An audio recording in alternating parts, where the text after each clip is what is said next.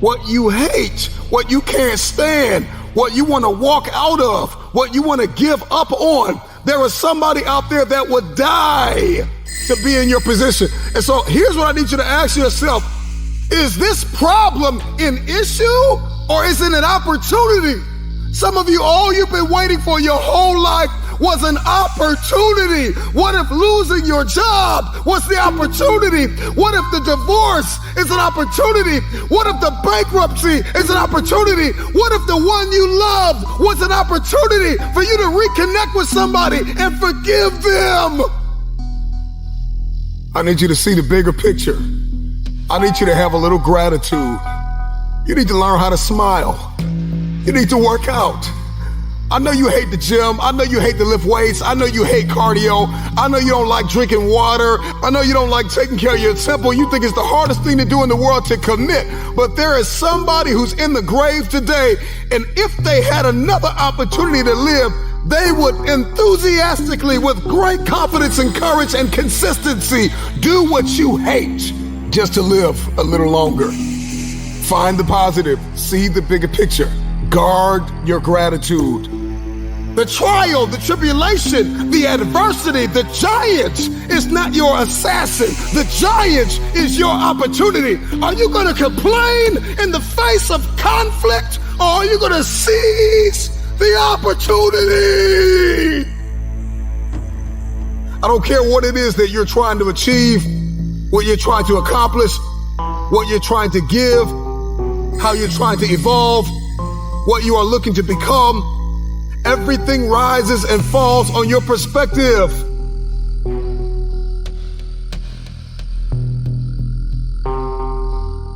Stop complaining about the jealousy and the envy and the backbiting and the person that gave up on you and the person that wasn't present and the person that lied to you and the person that attempted to manipulate and control.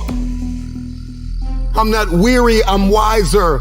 I'm not toxic, I'm triumphant. I see this thing differently.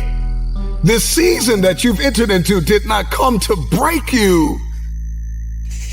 It came to build you into the man or woman God has destined you to be. Change your perspective.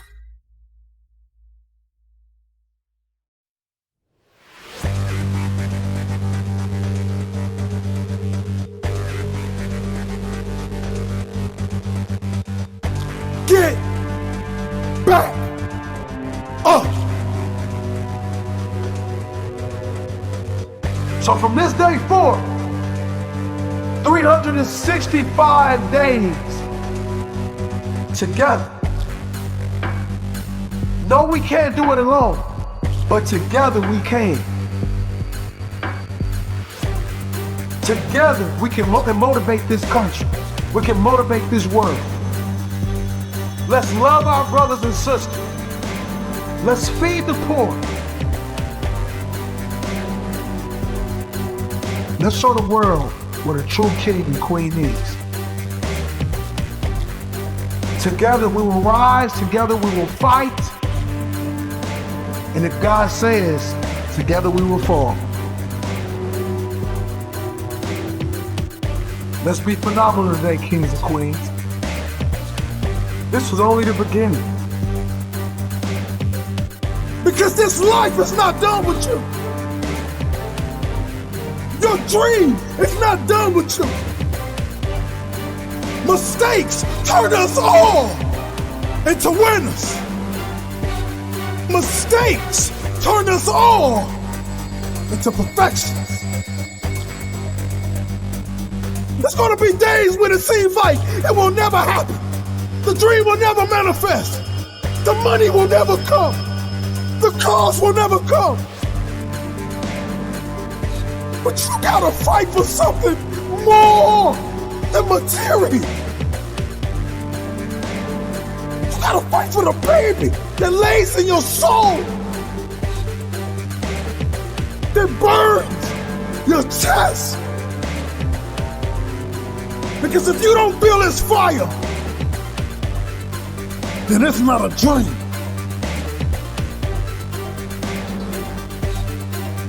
Get back up. Can you hear me?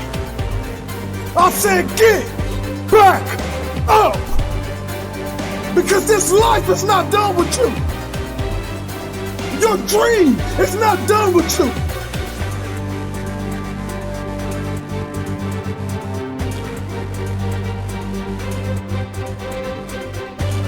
See, many of us believe that we don't have what it takes.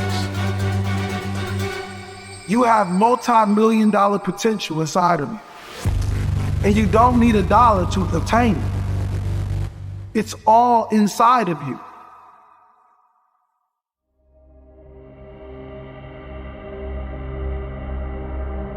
So some of you like me, I ain't have my daddy.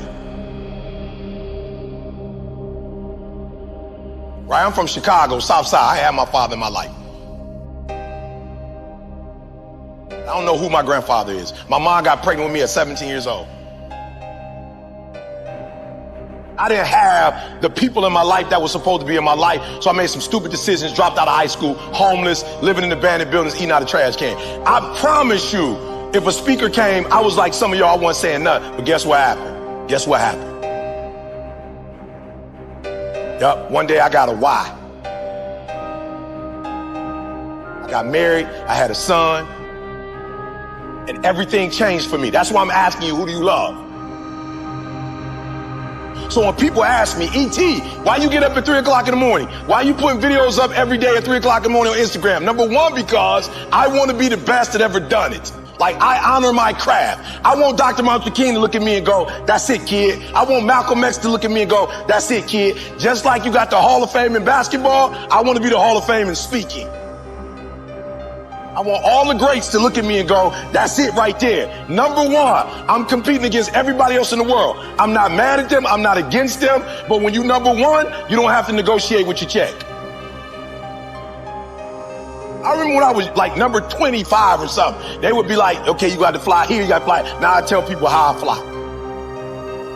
I tell people where I stay, where I don't stay. So number one in the world, what happened? One day I woke up and was like, I got to do this for my wife. Like, I don't know what happened, but she called me like, yo, E, I'm lost. I'm like, what you mean we lost? We live in Lansing. You can't be lost. She's like, I'm lost. I got a brain fog. Took her to the hospital, found out she had MS.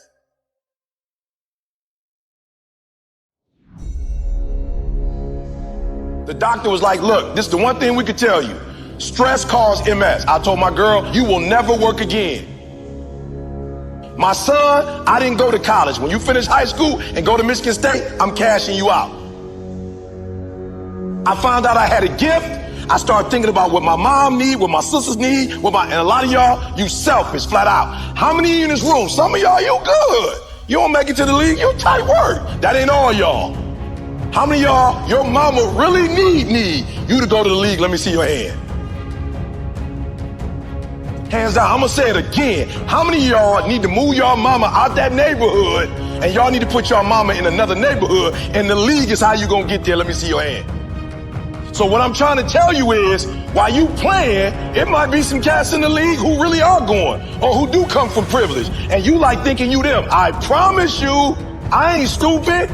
I ain't Tony Robbins. I don't come from where he come from. I don't come from where Kiyosaki come from.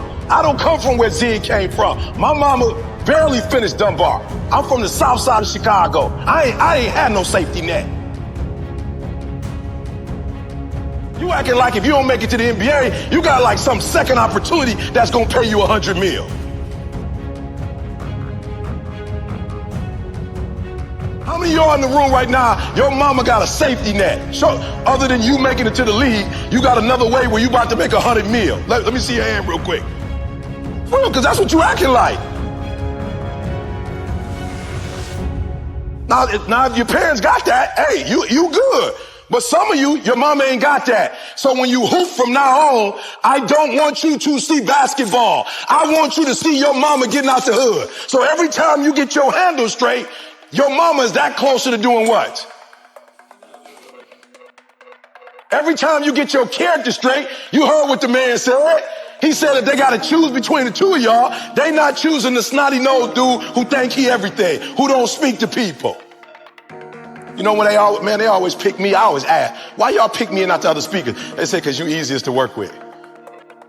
Because when you come, you don't talk down to nobody. You clean up behind yourself. He just said, I'm a grown man. They say you clean up behind yourself. You don't cause problems, E. Number one, this is not about basketball. This is about who? Yourself, and then who? Your family. So the days you don't feel like working out, it's easy. How do you get motivated? How you get pumped up? You think about mama and that feeling on draft day. And which one is more important? You get some rest or mama coming to the draft? I'm just being real. Which one is more important?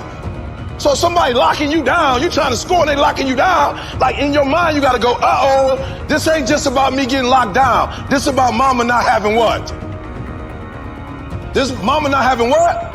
Food. So at halftime, when coach go back over the stuff, when you come out, what you got to do? You got to kill. I just told y'all, this how my man eats. This how my grandkids gonna eat. He doing his own personal thing. This how we eat. This ain't no motivational presentation. This how my mama eat right now. This how my wife never have to go to work again. This how we live on the West Coast and on the East Coast. And I ain't no baller. And I ain't making millions of dollars. But my gift is making room for me. Every time I get on 3 o'clock in the morning, I'm killing them. Tony Robinson can't keep up. He's a phenomenal speaker, but he ain't from the Chi. He can't keep up. My motor. I'm killing them. Many of you listening to me right now, you have unfinished business. And you need to go back to that dream, back to that idea. You have a date with destiny. You have unfinished business. It's time for you to go back to the drawing board with a new perspective. It's your viewpoint. And watch this. Your perspective actually shapes your language, and your language shapes your world. And so if you don't start thinking right, you're not going to talk right. And if you're not talking right, you're not going to experience the world that you see in your head.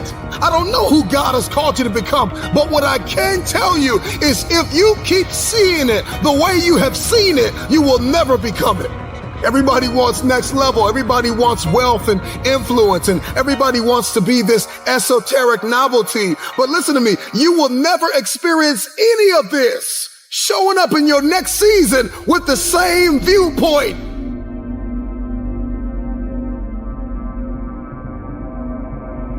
The right perspective makes the impossible possible. Instead of the path of least resistance, I started choosing the path of most resistance to prepare myself for the journey that was coming my way. And you realize through hard work, you can outwork anybody. No matter how badass they are. It starts with yourself, man. You gotta start diving into those things that you are afraid of. You don't gain confidence by going to a spot that makes you feel good. It's gonna be a false reality. And the second life gives you that challenge, all you wanna do is go back to what gave you confidence, is that happy spot. No, what gave me confidence was spending years at a kitchen table trying to learn how to read and write on my own, realizing I can't learn the way you learn. I can't, but I can learn. What gives you confidence, not being afraid, is overcoming the fear. That's what gives me confidence, is facing these things, overcoming them. And maybe not overcoming them every day, but facing them and facing them and facing them. Pretty soon like this, you know what, man, this is where it's at. It's not in that comfort zone. It's in the discomfort zone is where my confidence is getting built. That's where it's getting built. Happiness, peace, enlightenment, it's all up here, man. It's all up here. It's all up here. You just gotta be willing to go and face it. And that's the hard part. The physical standard is not what they need to meet. It's a mental standard you must meet in life. That's how I live my life. I now know that there is no cap on the human mind. There's no cap. We cap it ourselves. When most people quit, I had just started. And when you take that mindset and you learn to flip that around, that's what made me powerful. And my body followed. And so I said, I want to do this. I'm going to give myself a challenge every single day until the fear goes away. That's right. And I feel like that's what more of us should be doing. I'm hearing that that's how you live your life. That's all it is, man. And it helps me feel so much more confident. When you overcome that fear of saying this doesn't have control over me anymore, that's right. It's like you can be at such more peace. A lot of us speak in hollow words.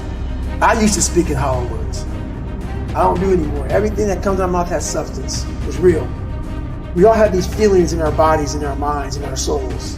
I act on mine. A lot of us who are afraid of something, we allow our minds to choose the path of least resistance, so we go a different route. And I'm afraid of something that's telling me you must do that. Life is one big mind game, and you're playing it with yourself. You cannot lose perspective of where you've come in life.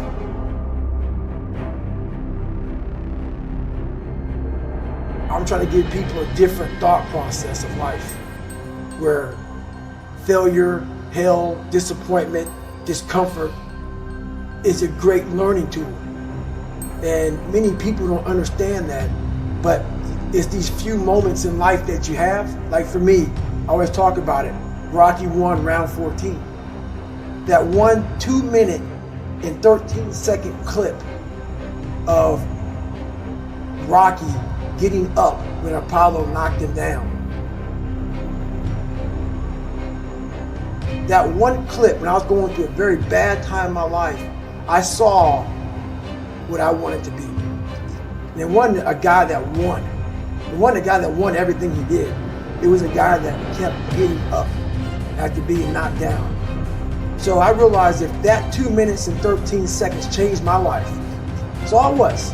I saw something that I needed to be in the world I was living in. Maybe my story will give someone the 2 minutes and 13 seconds they need to change their life. Everybody's got a story. We don't share it on social media. We share our nice life on social media. We all have a dungeon. I'm just willing to talk about mine. Mental toughness isn't something that you sample. It's something that you live in every day. Whenever hardness comes, and you don't know what it is, it may be different for you than it is for me, but you go back to your insecurities. And then when you go back to your insecurities, you then look for comfort within those insecurities. And we all look for that cookie that your mom used to give you when you were sad, when you were sick. We look for our wife or our husband. We look for comfort. It's in those moments you must retrain your mind to think differently in health. The mental standard is you must know how far you've come.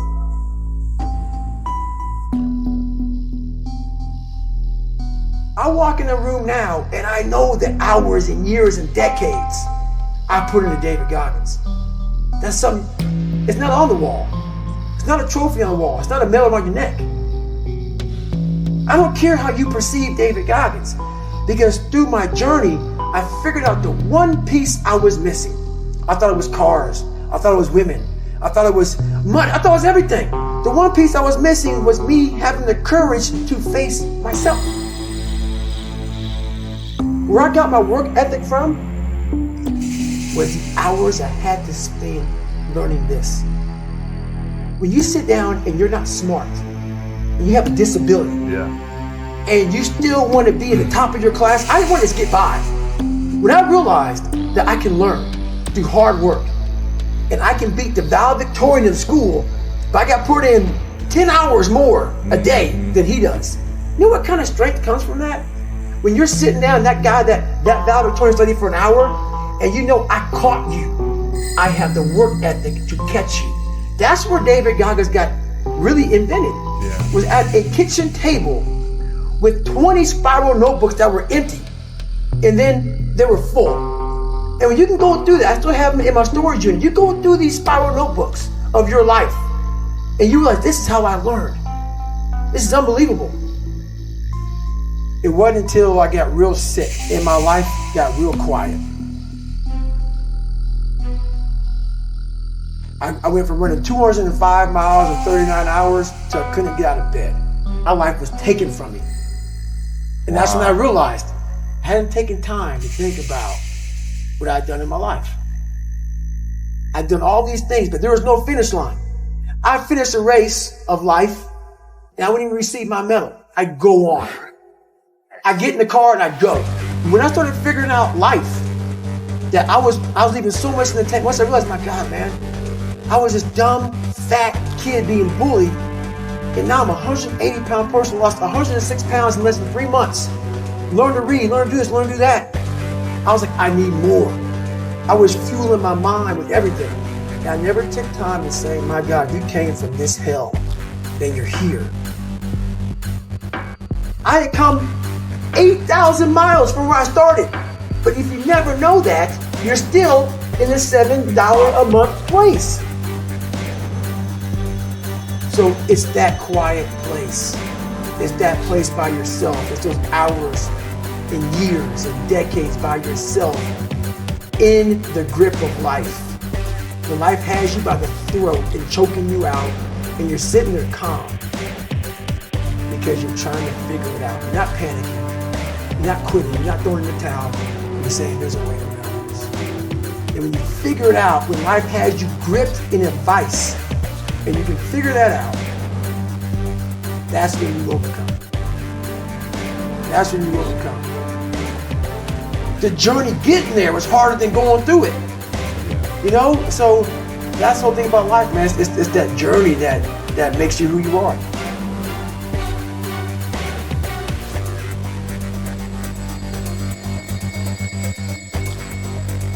When I was working with my professional athletes, it required me to do a lot of traveling. And this story gets me every time. So when people say it didn't hurt, it still hurts. I was packing for a trip. My daughter walks into the room. She says, "Dad, why do you travel so much?" I said, "Sweetheart, this is how I provide for the family. This is how I take care of you and Mom. This is how I put food on the table." She looks at me and says, "Daddy, if I eat less, will you stay home more?" Now people would think in a fairy tale, or most people would say, I unpacked my suitcase, I'm not gonna take this trip, like, let's go grab some ice cream or let's go out. I kept packing. Why? I had to set an example for her early of what it meant to win and what you have to leave behind sometimes in order to pursue what's unique to you. And I wanted her to understand this is who I am. And I want to set an example for you. I had a conversation with her later on to tell her why I did all those things. In the middle of the conversation, she stopped me. She goes, "I get it. I understand." She saw the results. She saw how it brought us closer together. She understood my dedication to my craft and what it took to excel and what it took to be different and what it took to stand by unpopular decisions, knowing that every successful person that I've met, every successful person that I know had to make those decisions over and over again. There are things that are going to have to take a backseat. You're going to have to leave a lot of things behind.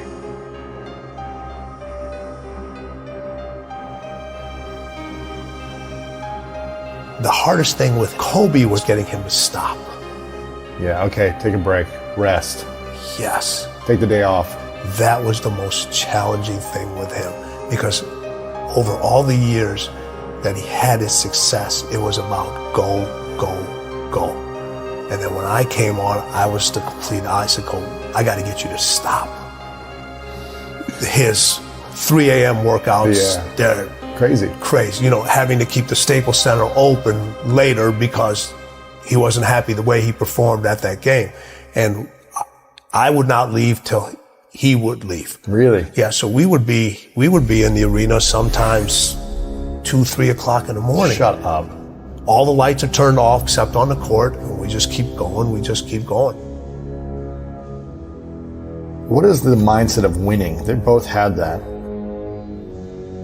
So I look at it 3 ways. So you have individuals that compete. You know a lot of people that compete. Yeah. You know, we all know how to compete. Everybody knows how to compete. You don't forget how to compete. We just decide not to anymore. But a lot of people compete just to finish. Then there's individuals that win, but they only win one time. It's easy to win and then never win again. And then there's people that win at winning. You can't come back the same. Cannot come back the same. You have to come back different. You have to come back better. Winning wants you to be different. Winning requires you to do different things. Winning requires you to think in a different way. Winning speaks its own language. Winning has its own way of recognizing you. Winning wants you to write your own story. Stop looking for steps. Those steps are infinite. Find your own path to winning. Because as the late, great Kobe Bryant said, winning is everything. I heard a story one day about Muhammad Ali. And Muhammad Ali was this amazing boxer. And I'm pretty sure everyone knows who Ali is. You're supposed to know. He's one of the greatest. He is the greatest of all time. One of my favorite athletes. He had a fight in Johannesburg, Africa with George Foreman. And it went 8 rounds. And for the first round, George Foreman beat him up pretty bad. He hit him with body blows. He was literally lifting Muhammad Ali off the ground with these blows. But as the fight went on, the crowd started to count Muhammad Ali out. They started to believe that it wasn't possible for him to stay this champion. But Muhammad Ali had other plans. He had other intentions.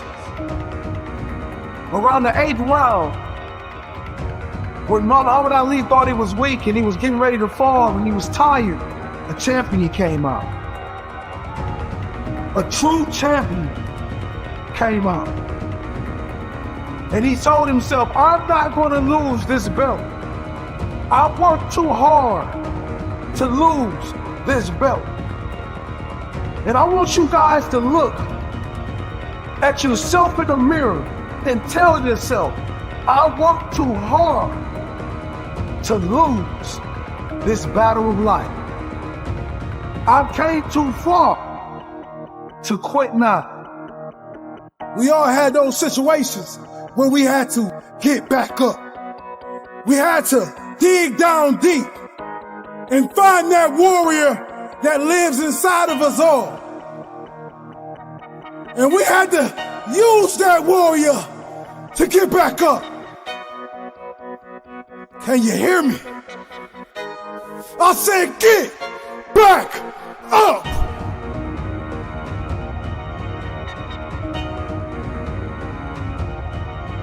And all you people that have been disconnected from life, and you don't know where you're going or you're lost,